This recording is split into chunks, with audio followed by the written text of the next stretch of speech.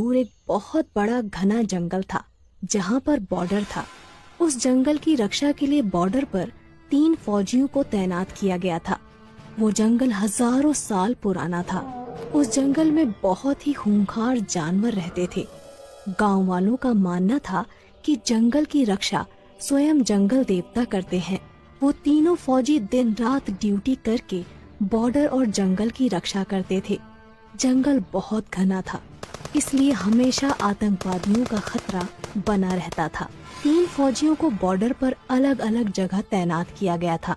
वो तीनों पिछले 10 सालों से यहाँ पर ड्यूटी कर रहे थे।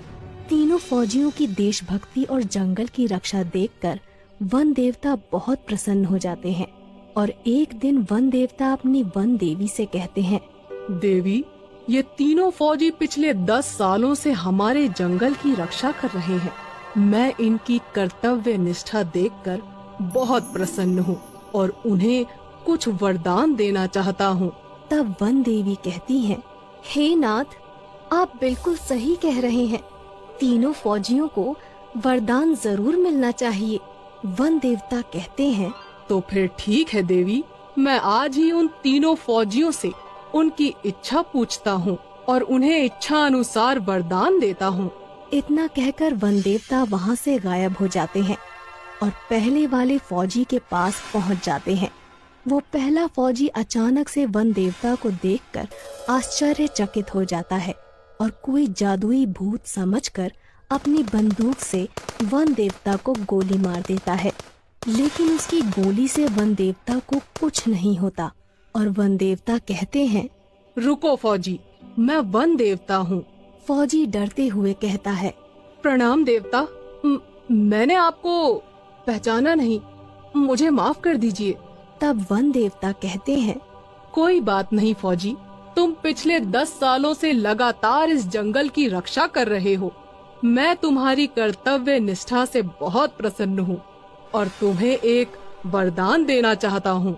इतना सुनकर वो फौजी बहुत प्रसन्न होता है, लेकिन फिर वो सोच में पड़ जाता है कि वन देवता से क्या वरदान मांगूं।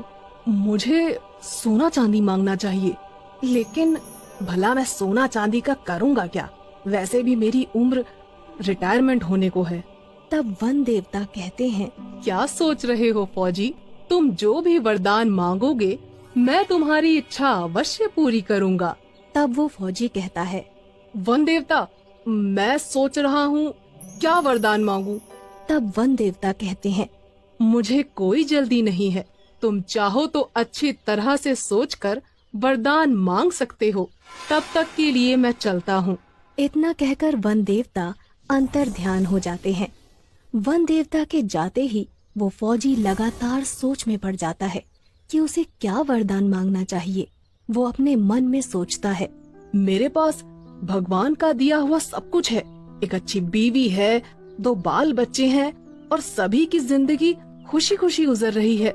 मुझे अपनी देश की रक्षा के लिए कुछ मांगना चाहिए। वो पहला फौजी काफी देर तक सोच विचार करने के बाद वन देवता को पुकारता है। वन देवता तुरंत वहाँ प्रकट हो जाते हैं। बोलो फौजी, तुम्हें क्या वरदान चाहिए? तब वो फौजी कहता है, वन देवता जी, मेरे पास सब कुछ है, लेकिन आप मुझे एक जादुई बंदूक प्रदान करें। उस बंदूक से मैं जो कुछ भी मांगू मेरी वो इच्छा पूरी हो जाए। इसके बाद वन देवता कहते हैं, जैसी तुम्हारी इच्छा, मैं तुम्हें एक जादुई बंदूक प्रदान करता हूँ। इस बंदूक की मदद से तुम कुछ भी कर सकते हो। इसके बाद वन देवता उस फौजी को एक जादुई बंदूक प्रदान करते हैं और वहाँ से गायब हो जाते हैं। वन देवता के जाते ही वो पहला फौजी कहता है, मुझे इस जादुई बंदूक का टेस्ट करना चाहिए। मुझे बहुत तेज भूख लगी है, मुझे शाही खाना चाहिए। और इतना कहते ही उस फौजी के सामने बहुत सारा शाही खाना प्रकट हो जाता है। वो फौजी खाना खाने लगता है। इसके बाद वन देवता दूसरे फौजी के पास पहुंचते हैं। दूसरा फौजी उस समय जंगल के पास मौजूद एक तालाब में नहा रहा था। वन देवता को देखते ही वो फौजी थोड़ा घबरा जाता है और कहता है, अरे तुम कौन हो? तब वन देवता कहते हैं, घबराओ मत फौजी, मैं वन देवता हूँ। तुम पिछले 10 सालों से मेरे जंगल की देखभाल कर रहे हो।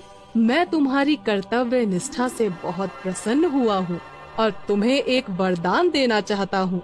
तब वो दूसरा फौजी पानी से बाहर आता है और वन देवता को प्रणाम करते हुए कहता है, प्रणाम वन देवता। मेरे पास एक अच्छी नौकरी है, घर परिवार है, धन संपत्ति भी है, लेकिन मैं बहुत बूढ़ा हो गया हूँ, इसलिए मेरे शरीर में अब वो ताकत नहीं रही। तब वन देवता कहते हैं, तुम हमसे क्या चाहते हो फौजी? साफ साफ बताओ। तब वो दूसरा फौजी कहता है, वन देवता, आप मुझे एक जादुई छड़ी प्रदान करें जिससे मेरी हर इच्छा पूरी हो। वन देवता अपने जादू से एक जादुई छड़ी उस फौजी को दे देते हैं और वहाँ से गायब हो जाते हैं। जादुई छड़ी पाकर दूसरा फौजी बहुत खुश होता है और जादुई छड़ी से कहता है, हे जादुई छड़ी, मुझे फिर से जवान कर दो। और इतना कहते ही वो जादुई छड़ी उस फौजी को फिर से जवान और ताकतवर बना देती है। अपने ताकतवर शरीर को देखकर वो फौजी सब कुछ भूल जाता है और अहंकार में आकर जादुई छड़ी से कहता है, जादुई छड़ी, मेरे चारों तरफ बहुत सारे आतंकवादियों को खड़ा कर दो ताकि मैं सबको मार सकूं। इतना कहते ही उस फौजी के चारों तरफ बहुत सारे आतंकवादी प्रकट हो जाते हैं। फौजी अपनी बंदूक से एक आतंकवादी को गोली मार देता है, लेकिन इससे पहले कि वो फौजी सारे आतंकवादियों को गोली मारता, सभी आतंकवादी मिलकर उस फौजी पर गोलियां चलाने लगते हैं और उस फौजी की मौत हो जाती है।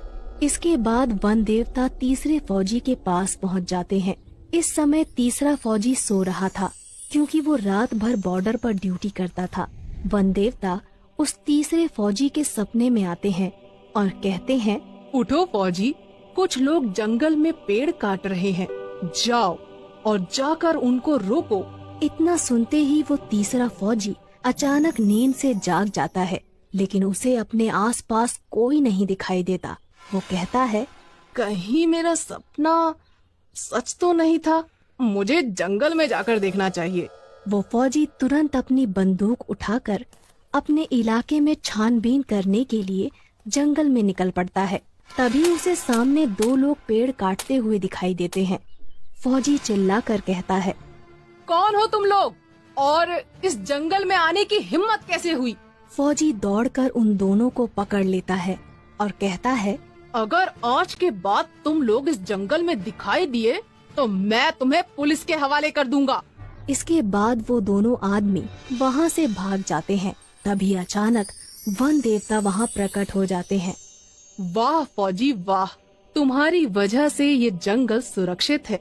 मैं वन देवता हूँ और तुम्हारी कर्तव्य निष्ठा देखकर मैं तुम्हें एक वरदान देना चाहता हूँ। मांगो फौजी, तुम क्या मांगना चाहते हो? तीसरा फौजी थोड़ा सोच विचार करके वन देवता से कहता है, वन देवता, मैं जब भी अपनी वर्दी पहनकर बॉर्डर पे जाऊं तो मुझे कोई देख ना पाए।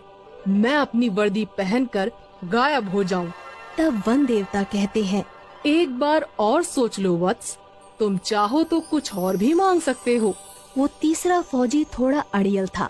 वो वन देवता से यही वरदान देने को कहता है। वन देवता उसे वरदान देकर वहाँ से चले जाते हैं। अब वो फौजी जैसे ही अपनी वर्दी पहनता था, वो किसी को दिखाई नहीं देता था। तभी जंगल में वहाँ आतंकवादी आ जाते हैं जो दूसरे फौजी ने जादुई छड़ी की मदद से प्रकट किए थे और फौजी उन्हें देख लेता है, पर वो फौजी किसी को दिखाई नहीं देता क्योंकि उसने अपनी वर्दी पहन रखी थी। फौजी अपनी बंदूक उठाता है और एक एक करके सारे आतंकवादियों को मार देता है।